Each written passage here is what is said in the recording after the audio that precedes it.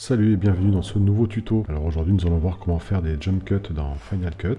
Alors qu'est-ce que c'est que les jump cuts? Ce sont tout simplement des coupes qui sont faites, effectuées au sein d'un même plan et qui vont donner des effets de saute, qui sont en fait des faux raccords, hein, mais qui permettent de dynamiser un plan.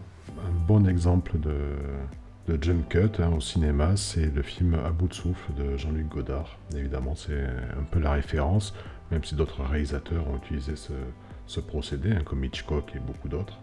Donc nous allons voir alors, la première méthode qui consiste à faire des jump cuts mais de façon très rapide dans Final Cut en utilisant les marqueurs. Alors pour ajouter un marqueur à votre plan, c'est la touche M. Donc on va lire le plan comme ça et je vais ajouter des marqueurs. Alors je vais faire ça à la louche, c'est juste pour l'exemple. Je mets un marqueur ici, un ici, un là, là, on va aller comme ça jusqu'à la fin du plan.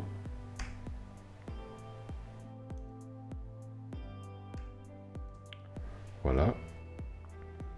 Donc je vérifie que mon plan est bien sélectionné, je sélectionne mon plan et je viens ici dans ce menu déroulant et je vais faire couper au marqueur et je vais lui demander d'enlever 30 images. Alors vous avez le choix 20 images, 10, 5 ou 3. Je vais prendre 30 parce que souvent les coupes sont quand même beaucoup mieux. En dessous, le résultat est souvent pas terrible. Après, tout dépend de la longueur de votre plan et de l'effet que vous voulez faire évidemment. Donc moi je vais enlever 30 images. Et si je relis mon plan maintenant, vous voyez, j'ai des effets comme ça de saute. Permettent de raccourcir le plan. Alors là, c'est pas terrible évidemment parce que j'ai fait ça à la louche. Évidemment, c'est quand vous coupez, choisissez bien votre point d'entrée. Donc en fait, si on regarde de plus près, en fait, ce qu'a fait Final Cut, je vais me mettre là sur la première coupe. Je m'aperçois en fait que Final Cut n'a pas coupé le plan, il a accéléré les 30 images que je lui avais demandé. Vous voyez, je me mets ici. Vous voyez bien que j'avais demandé d'enlever 30 images. En fait, il a pris les 30 images et les a accélérées à 3000%. Ce qui fait qu'ici, regardez, je n'ai qu'une image. Donc en fait, il n'y a pas vraiment de coupe. C'est juste une accélération des 30 images qu'on lui a demandé d'enlever en fait. C'est un moyen efficace de faire des jump cuts et c'est rapide. Par contre, j'ai peu de contrôle sur ce que je vais enlever. Si je vais enlever plus, admettons que je vais enlever par exemple 2 secondes, avec cette méthode-là, je ne peux pas. Alors, par contre, si vous voulez déplacer votre point de coupe, vous venez ici sélectionner la petite poignée ici, double-cliquez dessus, vous faites édition. Là, vous avez une petite icône qui apparaît en forme de pellicule et vous pouvez venir comme ça déplacer votre coupe. Ça, c'était pour la première méthode. Pour la deuxième méthode, on va voir là ce plan avec cette danseuse. Et cette méthode-là, c'est celle que je préfère parce que j'ai beaucoup plus de contrôle en fait sur ce que je fais. Donc en fait, je vais effectuer des découpes traditionnelles. Donc je vais avancer, je vais voir des endroits, sous que là, c'est une danse assez énergique, donc on va, en mettant des jump cuts, on va pouvoir un peu dynamiser tout ça. Là, la séquence, le plan, il fait à peu près un peu plus de 28 secondes. Donc on va un peu couper ça. Donc je vais essayer de trouver des endroits comme ça. Bon, je vais faire un peu à la louche, mais toujours pareil, choisissez bien votre point d'entrée, point de sortie. Donc je vais venir faire ici, par exemple, une coupe ici. Donc commande B pour couper. Je vais venir ici. Je vais élaguer à la tête de lecture. Peut-être ici, là, voilà.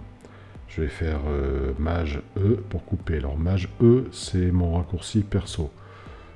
Sinon, regardez ici, élaguer la tête de lecture, le raccourci clavier d'origine, c'est CTRL ALT U. U avec accent. Donc bon, c'est pas très pratique comme raccourci. C'est pour ça que je l'ai modifié, que j'ai fait Shift E. Vous pouvez le modifier dans les préférences du clavier. Si ma mémoire est bonne, c'est commande ALT K et vous avez votre éditeur de commande ici. Donc on reprend. Donc je vais avancer.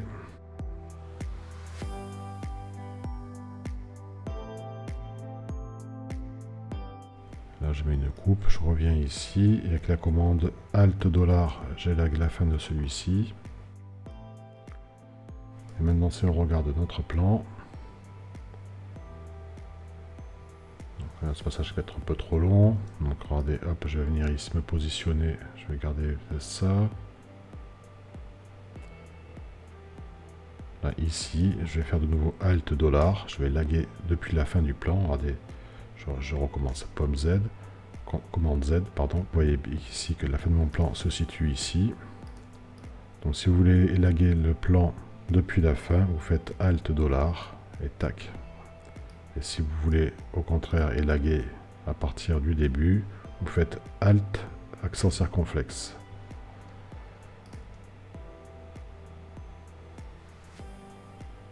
Donc là c'était un peu trop similaire, vous voyez que là entre là et là, bon c'est pas... Donc je vais venir couper ici quand elle a les mains en l'air. Et de nouveau je vais faire Alt accent circonflexe pour élaguer la tête de lecture depuis le début.